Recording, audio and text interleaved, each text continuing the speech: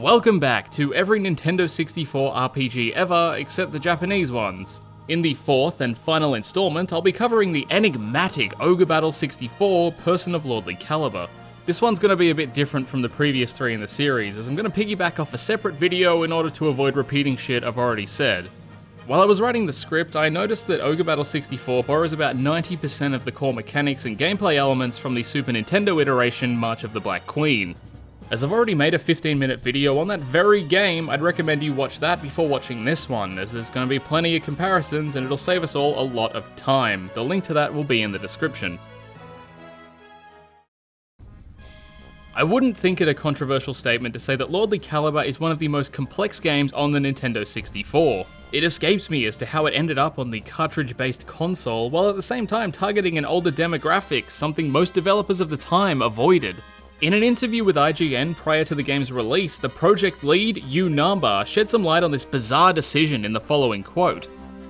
"We decided to use curse words and mature content because first, this game is targeted for teen and above, and second, we wanted to remain true to the original Japanese text, keeping the characters' personalities. It's admirable that the development team opted to go all out and stay true to their vision while knowingly alienating a large demographic. Granted, this was much more common in a time when gaming wasn't about bloated budgets, accessibility pandering, and a whole host of other deadly sins which serve as nothing more than artistic bastardization. As for how it ended up on the 64, I still couldn't even begin to speculate. To my knowledge, the closest thing we'll ever have to a real answer is found within the following quote in the same interview.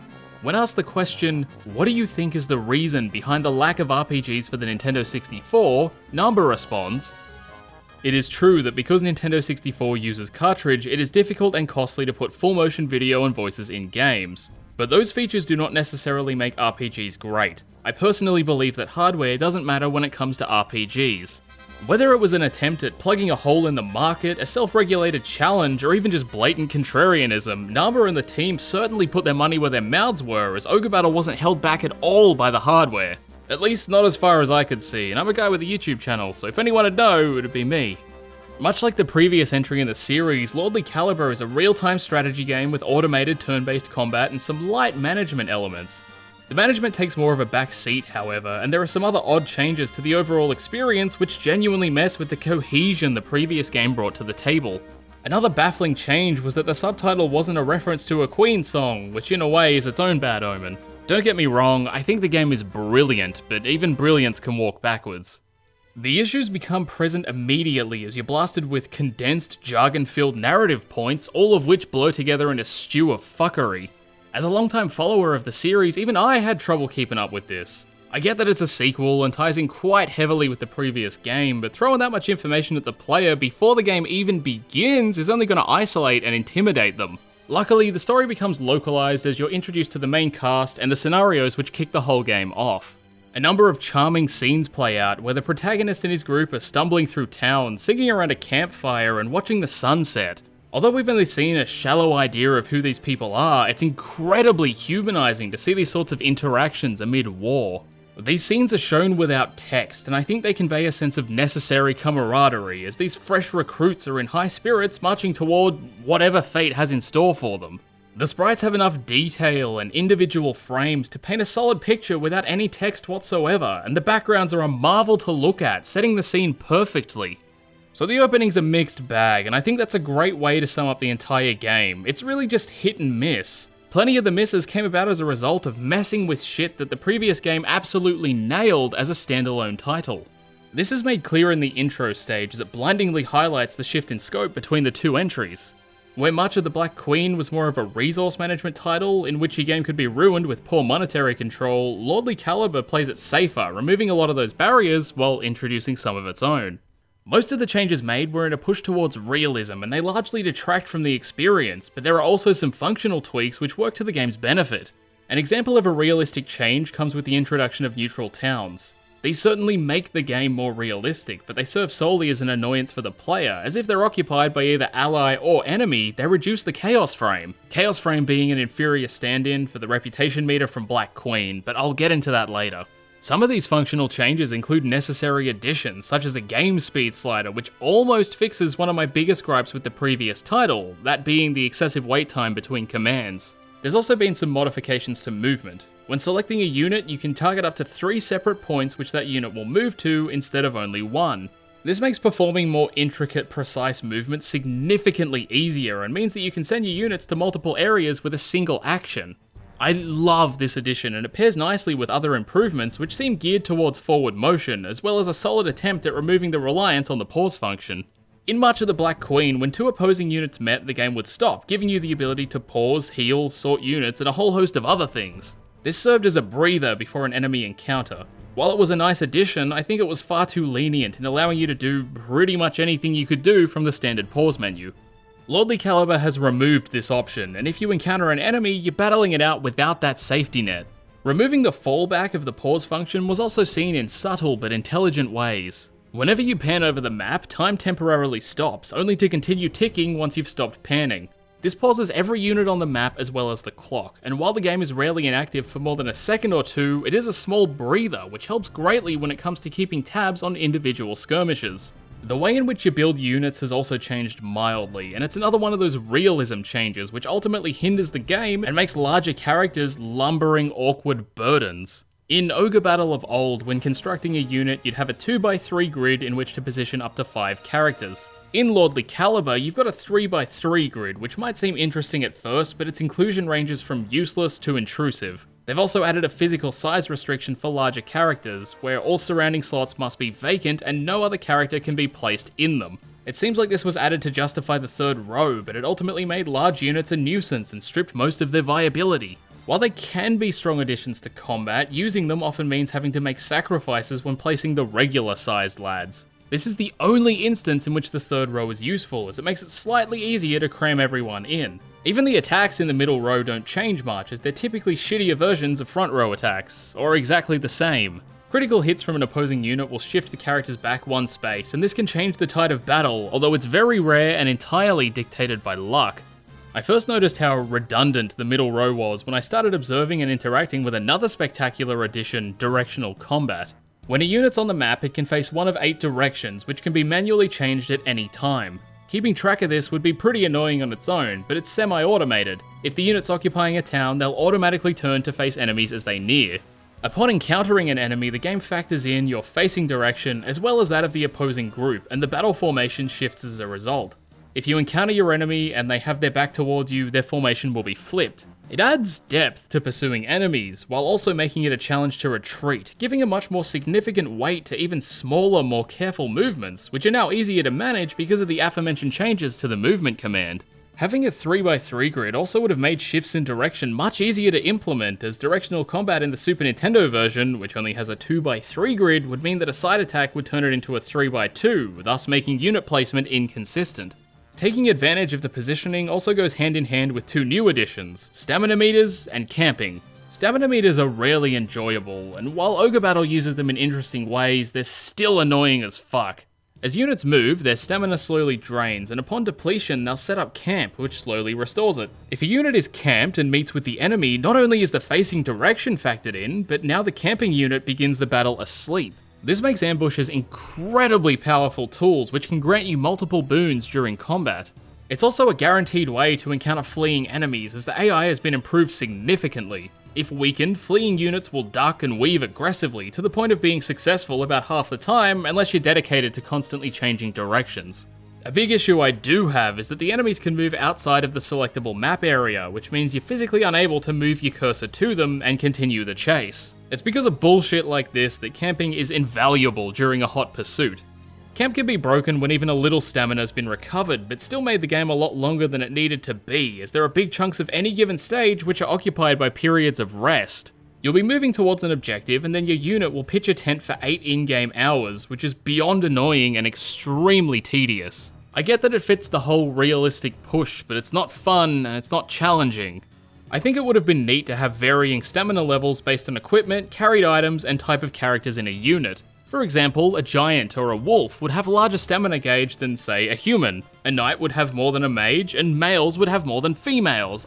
While I think that's a really cool idea, it wouldn't cut the tedium by any significant degree. It'd just give you another element to factor in while unit building, which could potentially lessen wait times. It's largely pointless though, as you can restore stamina with items which can be purchased from the store, and the drop rate's pretty fucking high. If you don't want to blow the finite amount of money available on stamina items, the best way I found to avoid the tedium was to move between towns, as they fully restore your stamina in a very short period of time.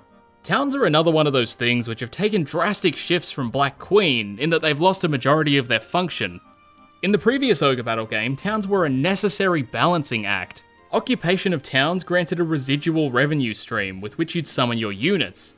These units came with an upfront fee as well as an upkeep cost, and a failure to grasp donations would see you unable to use core players in your army. Not only that, but holding control of territory for too long would see your reputation fall, which would block off story paths, so it was exploitable but at a grave cost. Lordly Caliber has none of that. Units no longer require funding, towns no longer give you donations, and there's no major incentive to finish a map quickly. If you do finish a stage hastily, you're granted more money, but even money's practically worthless now. Sure, it'll buy you equipment, which is much more prevalent in this game, but the main expenses will be reviving dead characters and training.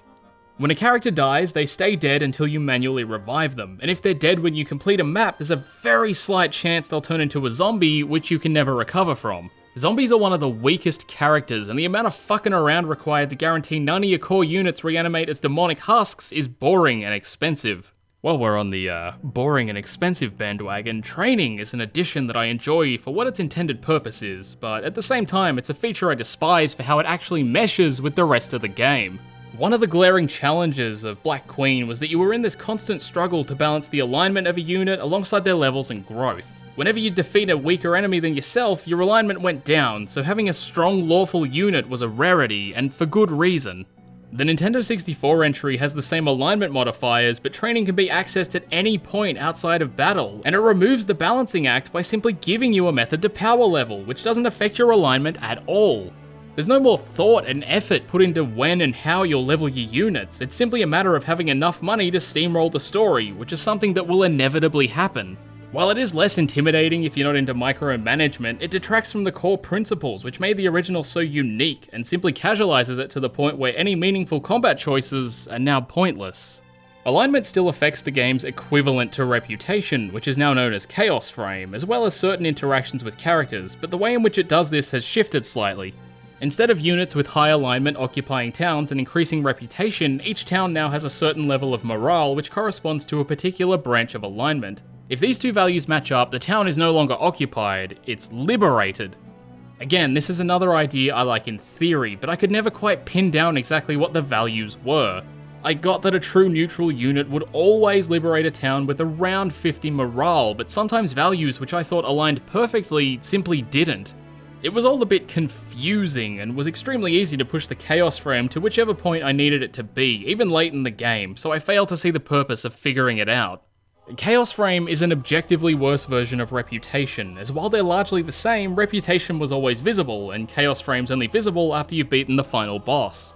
I get that having an invisible value would lessen the sway on your playstyle, which is a neat endeavour to encourage the player to be true to themselves, but it's a fucking video game, nigga, who cares? While Chaos Frame and alignment modifiers are largely half-baked, there are a few changes I genuinely enjoy. When you kill enemies with a high alignment, yours lowers, and the inverse is also true. This is a great way of rewarding the player for paying attention to previously insignificant factors. I'm also quite the fan of team normalization, where if you create a unit with varying alignments, they will gradually grow closer to a median point. For example, if a chaotic character and a lawful character stay in the same unit long enough, they'll both shift closer towards neutral with no external influences. I think it cements that team effort feeling, which a game like this definitely has business in pursuing. I would have loved to see this element expanded upon in a third game, but we never fucking got that, so, thanks Square. I think I've said the word alignment enough for now, at least for a couple of years, so let's talk about the combat, the meat of every worthwhile video game. While battles typically follow the same flow as the previous entry, there are some neat changes which introduce a few intricacies that make it a bit more of an involved experience. Units can attack simultaneously, although I'm not sure of the qualifiers for this, as it had happened sporadically, and disabling battle animations actually makes combat significantly faster this time. The larger, potentially permanent consequences for death now mean that skirmishes are closely observed, often ultra-defensive endeavours to keep your characters kicking, even if it's only barely.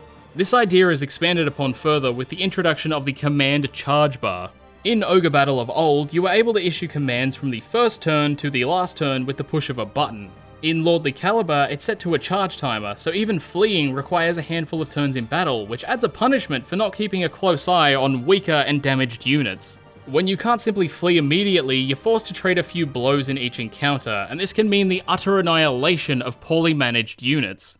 Tarot cards were one of my favourite things in March of the Black Queen, and in this they've been scrapped for LM Pedras. These LM Pedras are samey, boring shit. They all do exactly the same fucking thing, which is a torrent of direct damage to the enemy forces. There are 6 elements all up, and compared to the variety in the tarot cards' abilities and visual effects, it's not even a contest, they're just fucking awful. This also means that towns have yet another reduced function, as tarot cards can't be drawn from them. Yeah, I don't fucking get it either.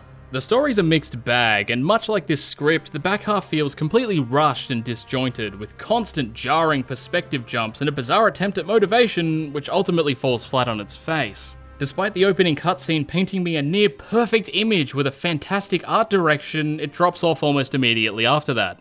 I do have to praise some of the smaller features that may go unnoticed in a casual playthrough though, such as the dead story important characters being absent from cutscenes. There are certain scenes in which story characters will appear, but every unit can die, including these characters, so if they're dead, the event plays out differently. It's not an important element at all, but I love that attention to detail and exemplifying the consequences of your actions. The last thing I want to talk about is another addition, the infamous Legion. Legions are a new mechanic where you can effectively band up to 5 units together and then control them as one. This seems like a fucking awesome idea where you get about 20 cunts together and you go kick some teeth in. Where it falters greatly is that the game wasn't designed to do multi-unit combat, so while you move as a collective of 5 chums, the first chum to hit the enemy is the one to combat them. Legions move slower than regular units and are a pain in the ass to position. Since they walk as a wall, they're tough to maneuver in most maps, which are typically not open areas. The leader unit of a Legion must also have extremely weak filler soldiers in each of their character slots to band together with other units, and if the leader's killed, the Legion disbands. It's slower, harder to move, one unit is completely gimped, borderline useless, and the formation's so volatile, your kneecaps have a better chance against falling bricks than a Legion has against even regular enemies. Given that it's much more effective to send 5 units individually, Legions are utterly redundant, and their addition is a fantastic idea, but suffers from poor implementation. And that's about everything I wanted to cover. So in conclusion, Ogre Battle Person of Lordly Caliber initially seems like it's going to be the perfect sequel that blows everything else out of the water, but some very sketchy additions that don't lend themselves well to the style of game start to drag it down. The longer you play, the more it falls apart, and it seems like a lot of the design decisions were poorly thought out experiments, which are fine, but don't hold over the course of 40 plus hours. Where March of the Black Queen had a pinpoint focus on resource management and the impact of losing your principles and ideals in the pursuit of justice, Lordly Caliber gets lost in a sea of experimentation and kind of just exists as a fairly bland entry to the series. While it does expand greatly in some much needed ways, the sacrifices made in the process were not worth it, and without that tension brought about by managing all those elements, it simply doesn't hit the mark. With that said, it's still a unique title, and when taken as a standalone, it's great fun, but when compared to a game that predates it by almost a decade and on infinitely inferior hardware, it's hard to recommend it over the far better prequel. If you're absolutely strapped for Nintendo 64 RPGs, it's a must play, but if you have access to the original on the Super Nintendo, it pains me to say that I would not even bother. This miniseries took me way too long to make, but thanks for sticking around. It was a journey, and I'm glad I saw it through to the end, but I'll never do another series. And that's been every RPG on the Nintendo 64. Thanks for watching.